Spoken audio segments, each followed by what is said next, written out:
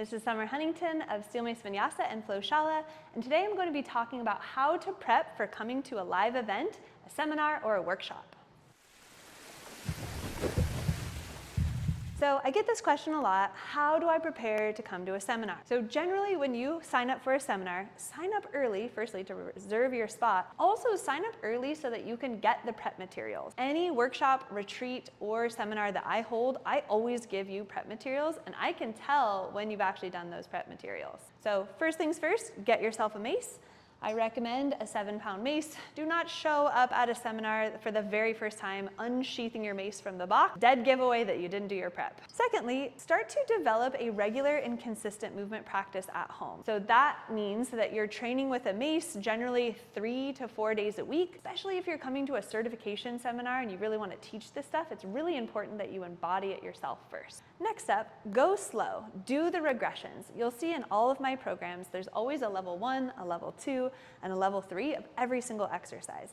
And I do this on purpose. I know from my master's in kinesiology that when we're learning new motor control patterns, we're learning how to activate, how to stabilize, we're learning coordination. It's really, really important that we do it in a regressed manner, starting with the level 1 to create that balance, to create that confidence, and then we slowly start to progress up to more difficult forms. Next, I'm going to challenge you to work on your grip conformation, your shoulder pack, your crown to coccyx alignment, and your torque.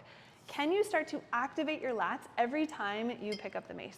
Can you start to get some calluses on your mace because you're holding the mace so strong? And then third, I'm going to challenge you to do 360s in your moderate intensity. So when you're first coming to mace or you're first starting a practice, generally your 360s can look a little clunky. It can look like this. It's a dead giveaway. I can't even do it poorly anymore, but it's a dead giveaway when you're first starting to swing mace. If you show up at a seminar and you haven't done your 360s, I'm gonna be able to tell.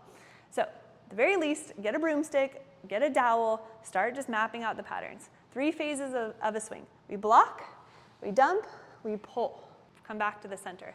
Block, dump, pull, block, dump, pull. So you can get your repetitions in by doing regular 360s. I recommend like 10 in each direction, then you can switch hands, go in the opposite direction. Try to get 50 per day on each side and then work your way up to 100 each side on your moderate intensity days, the days that you're doing mace workouts.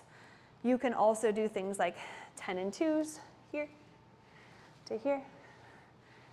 You can also work the shield cast progressions. If you're working on your shoulder rotator cuff patterns, you can start here as a regression. You can do things like your mills, inside-outside mills. This is one. You can do throwing patterns. This is a forward mill. The other one was a backwards mill.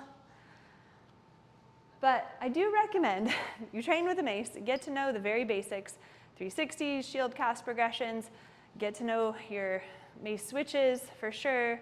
You'll want to learn how to pass the mace from hand to hand. You definitely want to practice your Warrior 1 with load, your Warrior 2 with load. So even if you're short on time and you register like a little late, no worries at all. It's never too late to just try and to get the mace in your hands, even if it's for a week before you come out to a seminar or an event. Get yourself training, get your hands on the tool, and watch your breath. Watch your form, start to stay connected with the breath. If you start to go into fight or flight where you're holding your breath or you're like closing your eyes, that's a sign that you're doing too much too fast. Slow it down, regress, use a lighter load, do the level 1 of the exercises, and you should be fine. We do have quite a few events on the docket this year. We have Austin, Texas coming up. The early registration ends in February 28th. We have Steel Mace Vinyasa level 1 and level 2 in Bellingham and in Seattle in April. Highly recommend coming to those. We have our Richland retreat in June. You can still get registered for that. And we just announced a Costa Rica retreat at the end of the year for New Year's. So all the workshops are on the Shala website under workshops. We also have a separate retreat tab. There's more coming up for the fall time as well in Oklahoma and in London. And that's pretty much it for the next little while. But we did our best. I did my best to get all of the workshops and seminars up on the calendar, and they'll be slowly dripping out once we get the posters done and the venues confirmed. But I'm so incredibly excited to meet the next generation of movement coaches, the next generation of Steel Mace Vinyasa coaches that are coming out to get certified. And please don't hesitate to reach out to me on Instagram or through the website. I'm so happy to answer any questions you have. And this truly truly is a life-changing practice, and I can't wait for you to just give this tool to your community and continue to lead in your region.